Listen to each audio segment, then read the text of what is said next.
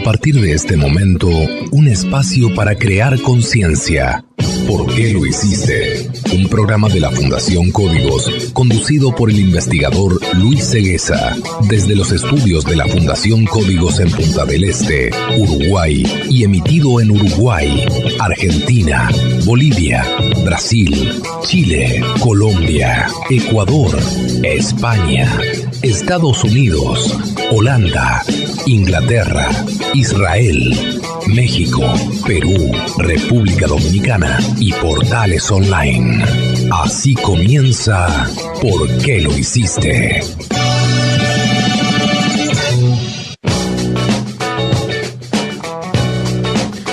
Muy bienvenidos amigos nuevamente a ¿Por qué lo hiciste? Un programa producido por la Fundación Códigos en Punta del Este, República Oriental del Uruguay, para toda la cadena ECO, 228 emisoras en 16 países. ¿Por qué lo hiciste? Una producción de la Fundación Códigos. Punta del Este colmada de turistas debido a la temporada que todos los años podemos vivir aquí en este hermoso lugar. Así que bienvenidos a todos los turistas que han venido a Punta del Este a disfrutar de sus playas. Y vamos ahora con Laura Ribeiro a Buenos Aires a los titulares de hoy. Adelante, Laura. Indonesia es golpeada por tsunami luego de la erupción del volcán Anak. Terremoto de magnitud 4,8 provocado por volcán Etna deja heridos y derrumbes en Italia. Fuertes vientos, lluvias intensas y nevadas son el pronóstico en Estados Unidos para este invierno. Desarrollan máquina que transforma el plástico en combustible. Y bien amigos, vamos al desarrollo de la primera noticia de hoy con Laura Ribeiro. Indonesia es golpeada por tsunami luego de la erupción del volcán Anak. El tsunami golpeó días atrás el litoral del estrecho de la Sonda, que separa las islas de Sumatra y Java, y ha dejado más de 430 muertos, 1.495 heridos, 159 desaparecidos y hasta el momento cerca de 22.000 personas desplazadas, según el último balance de la Agencia Nacional de Gestión de Catástrofes. Los rescatistas trataban de llevar su ayuda a las regiones devastadas por el tsunami, que siguió una erupción del volcán Anak en Indonesia, pero la falta de agua potable y de medicamentos complicaba su tarea y afectaba a miles de personas refugiadas en centros de emergencia. Los trabajadores humanitarios advertían contra los riesgos de crisis sanitaria, mientras que el balance del desastre supera más de 400 muertos. En este país, mayoritariamente musulmán, la minoría cristiana celebró la Navidad orando por las víctimas del desastre. Los expertos avisaron que existe un fuerte riesgo de nuevas olas mortales a causa de la actividad volcánica. Los rescatistas hacen llegar las ayudas principalmente por carretera. 2 barcos del gobierno abastecen a varias islas cercanas a las costas de Sumatra, mientras los habitantes están atrapados. Socorristas con excavadoras y otros equipos tratan de retirar los escombros y algunos rescatistas trabajan sin herramientas. Según los expertos, la catástrofe del sábado se debió a una erupción moderada del Anak que causó un hundimiento submarino de una parte del volcán y el desplazamiento de grandes masas de agua. Señoras y señores, este tsunami que al principio tenía un poco perplejos a los investigadores porque no hubo alerta, y no hubo alerta porque no hubo ningún terremoto anterior que anunciara este posible tsunami, ha llegado como siempre a causar daños y, lo peor de todo, víctimas mortales y muchos heridos y también desaparecidos. Nosotros hemos hablado muchas veces nuestra teoría de qué es lo que provoca un tsunami, y en este caso, por lo que dice esta noticia, estaríamos comprobando que nuestra tesis no está muy alejada de la realidad. Nosotros decimos que los tsunamis no son provocados por los terremotos, y por eso en este caso no hubo terremoto antes del tsunami, sino que las razones son otras. Lo que sí hemos explicado es que los terremotos pueden provocar una acción reflejo en lo que realmente provoca al tsunami, pero no necesariamente tiene que haber un terremoto antes. Hemos explicado y en nuestras conferencias tenemos la oportunidad de mostrarles con videos, con fotografías, las pruebas de lo que estamos diciendo, y obviamente es mucho más gráfico verlo en una conferencia, pero voy a intentar explicarlo por radio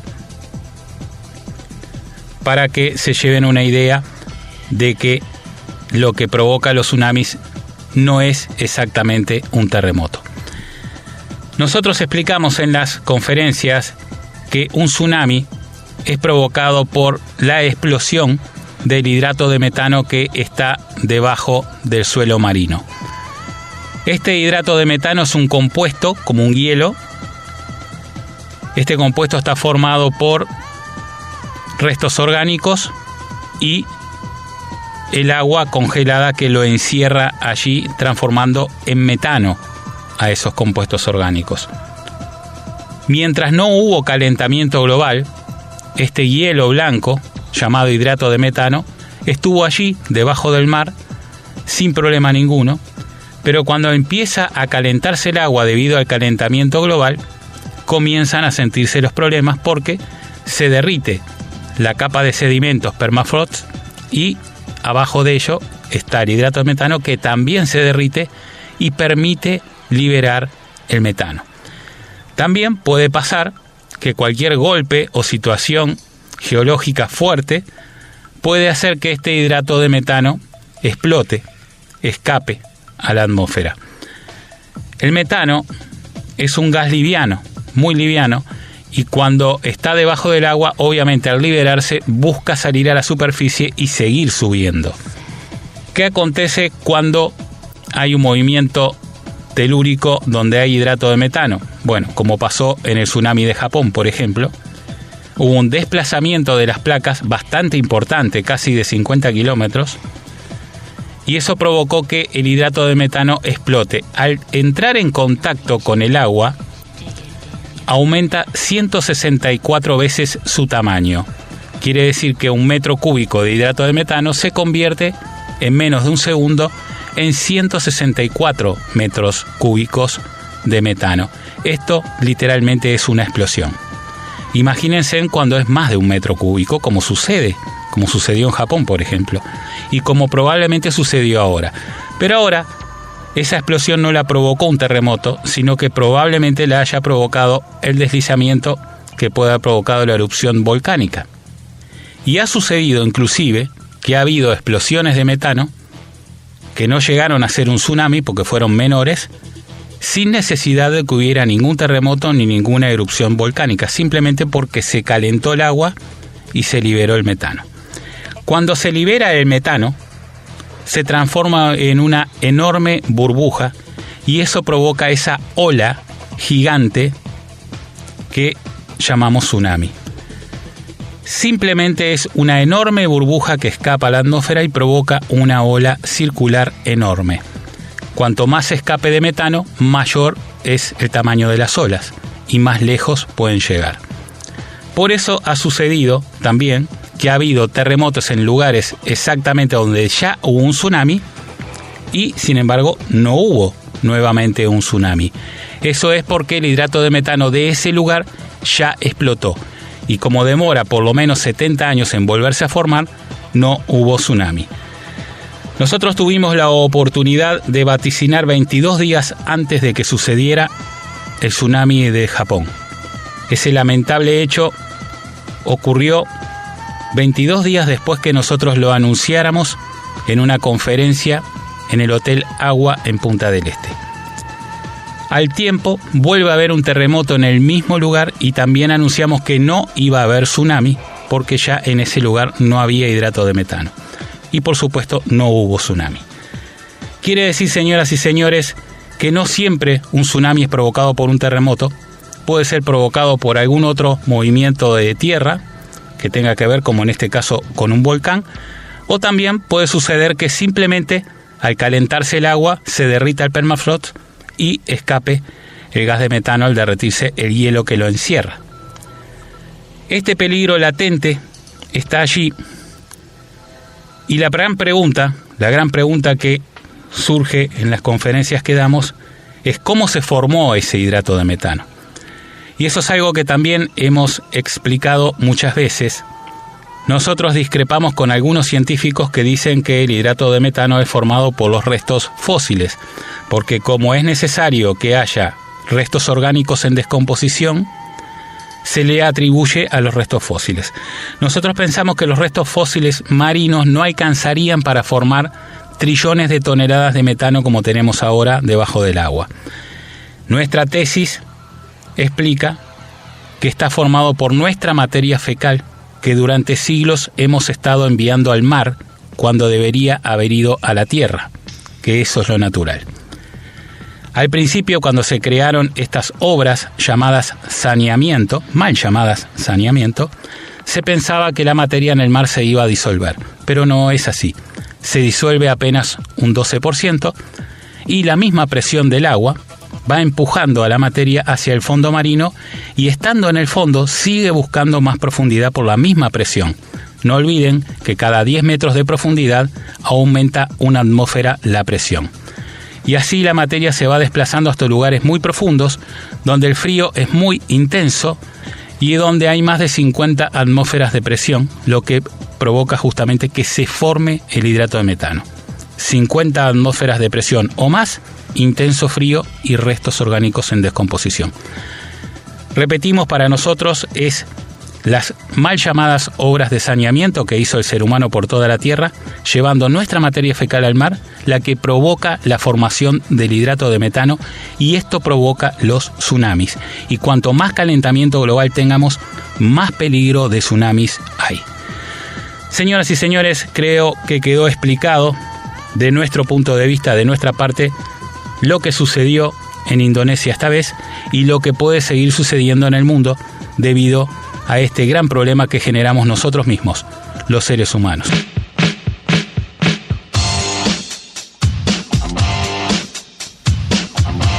Y bien, amigos, vamos ahora al desarrollo de la segunda noticia de hoy con Laura Ribeiro. Terremoto de magnitud 4,8 provocado por volcán Etna deja heridos y derrumbes en Italia. Un terremoto de magnitud 4.8 en la escala de Richter sacudió la provincia de Catania en la isla Sicilia, en Italia, causando heridos leves y algunos derrumbes. El sismo, que está vinculado con la actividad eruptiva del Etna, registrado días atrás, tuvo como epicentro las localidades de Via Grande y Trescatagni y se produjo, según el Instituto Nacional de Geofísica y de Vulcanología, en mitad de la noche a solo 1 kilómetro de profundidad. El Etna, con 3.300 metros, es el mayor volcán en actividad en Europa, con frecuentes erupciones, conocidas desde al menos 2.700 años. Su última fase eruptiva fue en la primavera de 2017 y la última gran erupción en el invierno 2008-2009. A finales de marzo, un estudio publicado en la revista Bulletin of Volcanology reveló que el Etna se desliza lentamente hacia el mar Mediterráneo a un ritmo constante de 14 milímetros por año. Protección Civil reforzó su vigilancia sobre el volcán Stromboli, que se despertó el martes pasado, escupiendo fragmentos de lava y cuya actividad parece estar relacionada con la del Etna, según informaron los expertos. Siguen ocurriendo sismos en todo el planeta.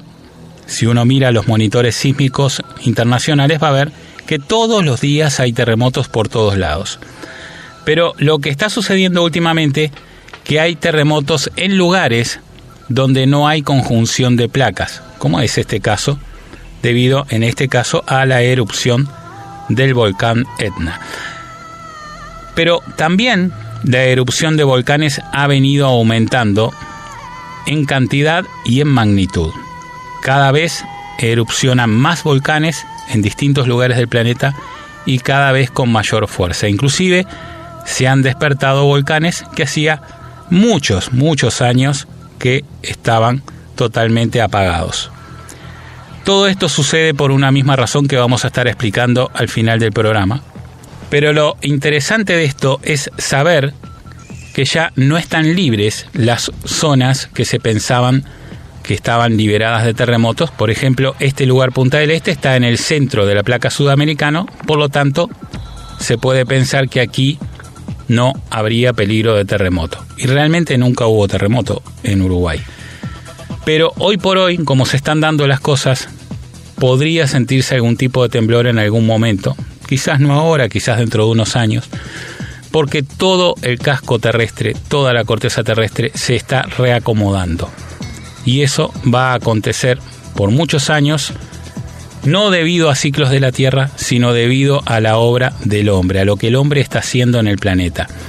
Y esto es importante entenderlo, porque entendiendo que no es un problema de ciclos de la Tierra, ni tampoco es un problema de la naturaleza, sino que es un problema creado por nosotros, es ahí cuando podemos hacer algo para revertirlo.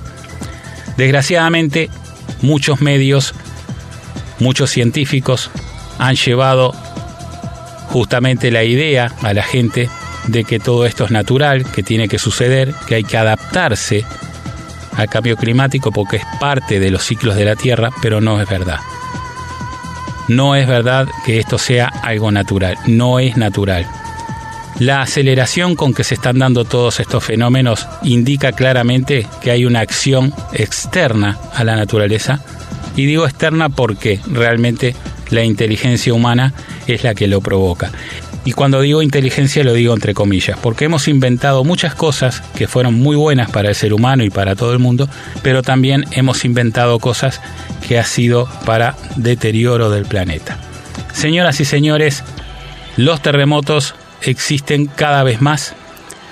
Siempre dejamos claro que siempre hubo terremotos en el planeta, pero podemos ver en la historia, inclusive en la Biblia, que eran muy esporádicos y de menor magnitud.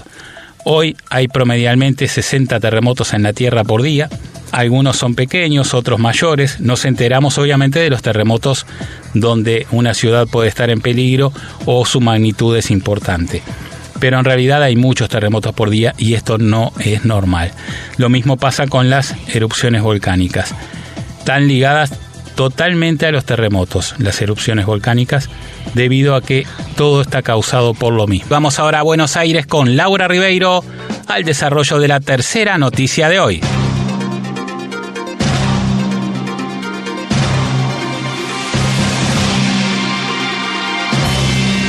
¿Por qué lo hiciste?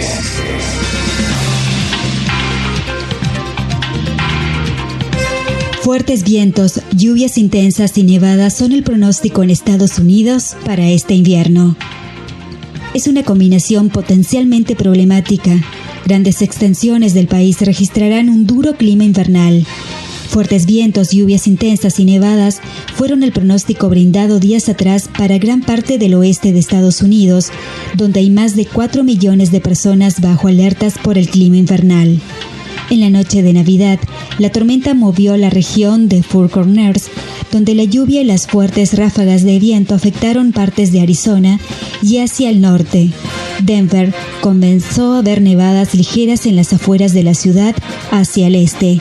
Se espera que las nevadas alcancen de 20 a 30 centímetros en esas regiones, haciendo las calles más peligrosas y que partes del este de Colorado, el oeste de Nebraska y las Dakotas registren también más de 30 centímetros de nieve.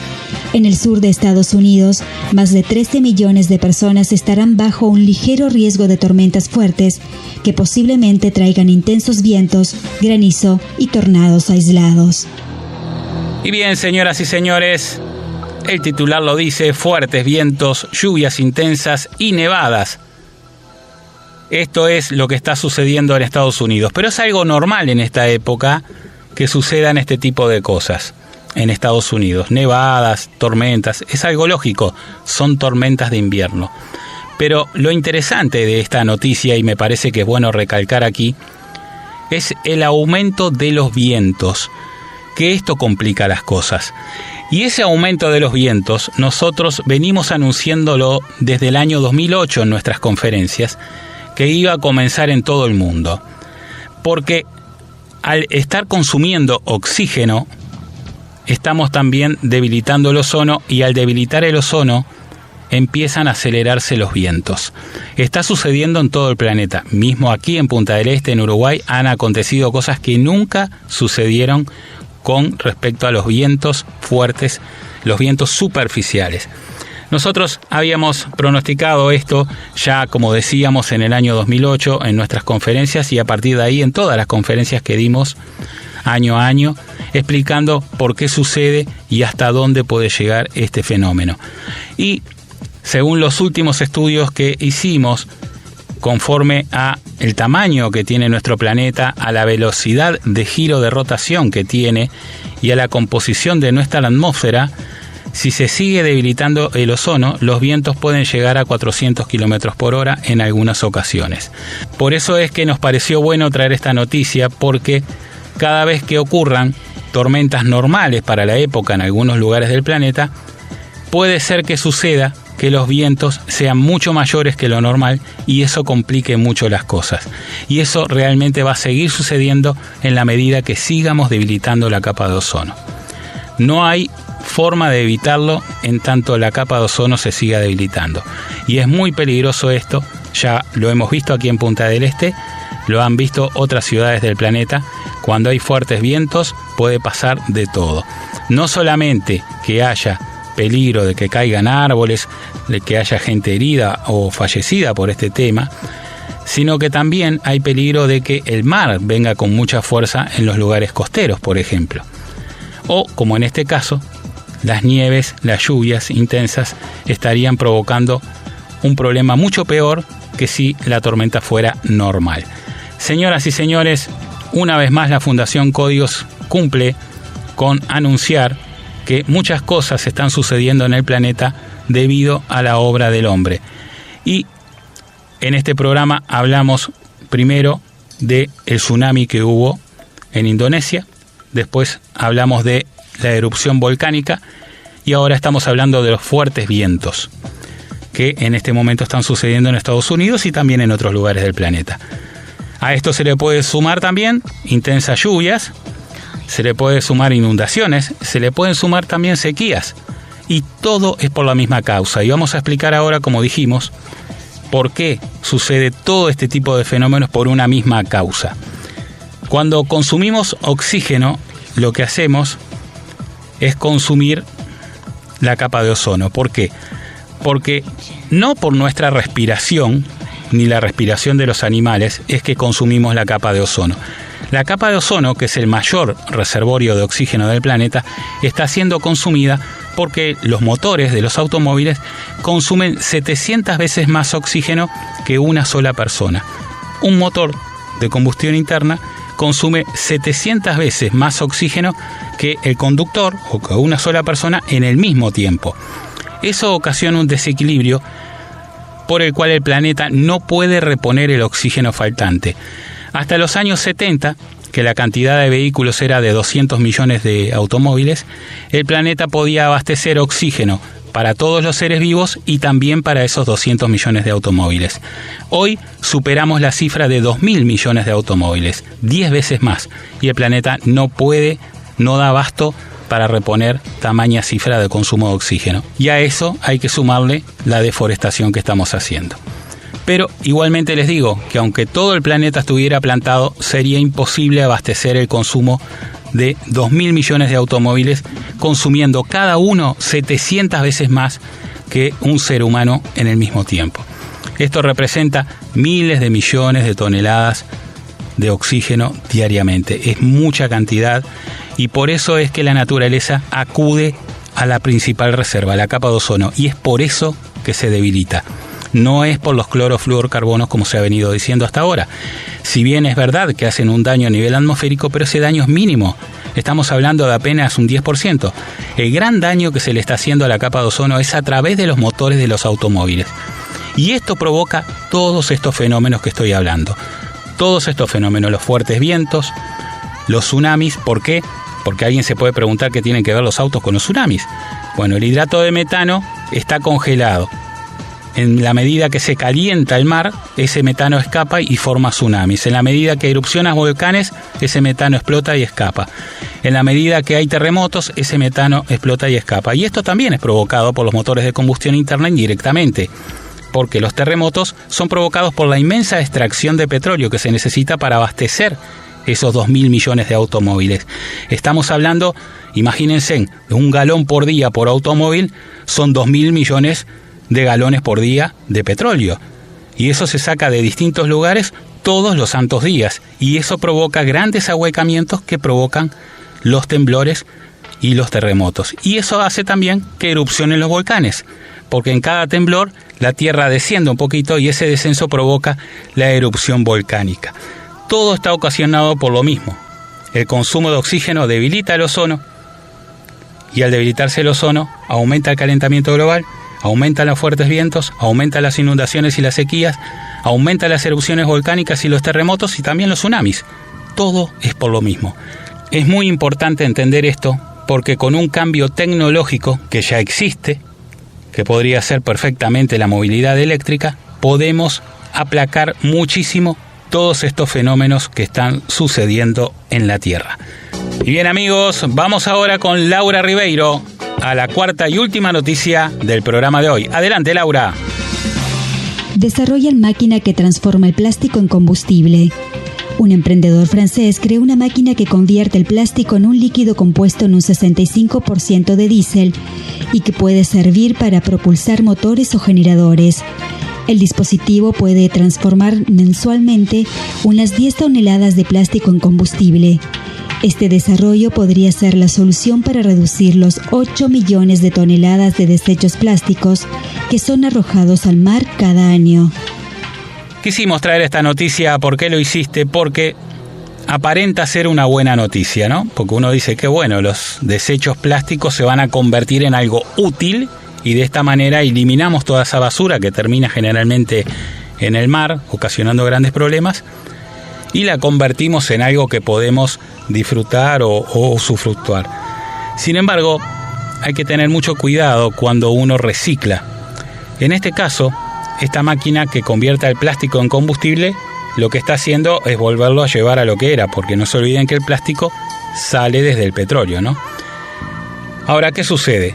Si usamos la basura como combustible para seguir alimentando a los automóviles, lo que estamos haciendo es aumentar el daño. Yo creo que hoy por hoy tenemos que pensar muy bien lo que hacemos, porque realmente el ser humano no está pensando nunca en el costo ecológico de lo que hace. Y yo creo que hoy tenemos que pensar en ese costo ecológico. No puede ser que sigamos desarrollando máquinas o tecnologías que sigan ocasionando deterioro al medio ambiente y al planeta en el cual vivimos. Esta máquina, como decía, parece ser un buen invento porque eliminaría la basura, o por lo menos una parte, para convertir esa basura en combustible, en algo útil, pero realmente lo que tenemos que hacer es terminar con las combustiones, porque las combustiones de los motores de combustión justamente son las que consumen oxígeno. No se olviden que por cada litro de combustible que entra a un motor de un automóvil se consumen 25.000 litros de aire. Escuchó bien, por cada litro de combustible se consumen 25.000 litros de aire. Y de esos 25.000 litros de aire, 5.000 litros son oxígeno puro. Quiere decir que por cada litro de combustible que se logra extraer con esta maravillosa máquina, vamos a quemar 5.000 litros de oxígeno puro. Por eso queríamos traer esta noticia para dejar claro que no todas las noticias que aparentan ser algo muy bueno para la humanidad, lo son para el planeta. Y bien amigos, hemos llegado al final del programa de hoy. Quiero agradecer como siempre a Daniel Hogar, máxima variedad, siempre. También agradecer a Global News. Leen, escuchan y analizan todo lo concerniente a tu empresa y a tus competidores. Global News, presente en 17 países de Latinoamérica. También agradecer a Visa, porque la vida es ahora. Y al doctor Rosenberg, experto en nutrigenómica y medicina de avanzada. Quiero agradecer como siempre a todos los que integran el equipo de ¿Por qué lo hiciste? A Carlos Seguesa en los controles, en la selección musical, en la presentación de la misma, a Vanessa Gaspar en Maldonado, a Carlos Acosta en Montevideo, al doctor Gustavo Gavier en Córdoba y a Majo López también en Maldonado. Agradecer a todos los ingenieros de sonido que trabajan para llegar a ustedes en 225 emisoras en 16 países. Agradecer a los dueños de dichas emisoras que nos permiten llegar a vos y por supuesto agradecerte a vos que siempre estás allí. Chau, chau. Hasta aquí te presentamos ¿Por qué lo hiciste? Desde los estudios de la Fundación Códigos de Punta del Este y para Uruguay, Argentina, Bolivia, Brasil, Chile, Colombia, Ecuador, España, Estados Unidos, Holanda, Inglaterra, Israel, México, Perú, República Dominicana y Portales Online. Será hasta la próxima semana. ¿Por qué lo hiciste? Un programa de la Fundación Códigos.